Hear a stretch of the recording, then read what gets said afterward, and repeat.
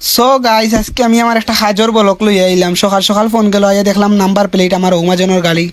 তো গাড়ির মাঝে অনেক প্রবলেম, খাস করা লাগবো, গাড়ির ফিট সাইড ফসি গেছে।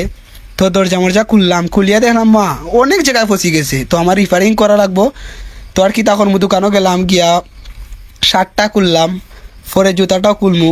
আসলে বালা কাপড় চোপড় লইয়া তো খাস করলে নষ্ট হয়ে যাব, কারণ গ্যারেজের খাস তো খালি ময়লা থাকে। তো জুতাটা খুললাম, খুলিয়া গেলাম, গিয়ে মাজনের সাথে মাতলাম যে এই কাম করতে আমার প্রায় একদিন সময় লাগবো, টাকা লাগবো 20,000। তো মাজনে কইলে সমস্যা নাই, তুমি কাজ করো, 20,000 টাকা আমি দিব। আমি বললাম ওকে, তাহলে আমি কাজও লাগি যাই।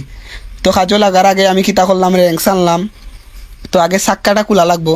চাক্কা খোলার আগে আমি চাক্কার উপরের যে কাবারটা ওইটার আমি আগে খুলমু।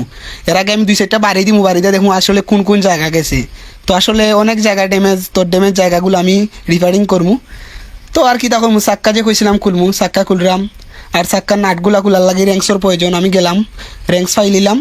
তো টাচ করিয়া র্যাঙ্কস লইয়া র্যাঙ্কস লাগাইলাম, ও মা টাইট। তো অনেক চেষ্টা করার পরে ফ্রি হয়ে গেলো বলটু, টাচে খুললাম। তো উপরে আরেকটা লাগাইল, হগুও আমি খুললাম। আসলে দুইটা না খুললে চাক্কা আউট হইতো না। ঠিক আছে, দুইটা প্রায় আমি খুলি লইছি। তখন আমি আগলস করি চাক্কাটারে আফসে নিচেলাম, আয়ার সাইড করে রাখি দিমু।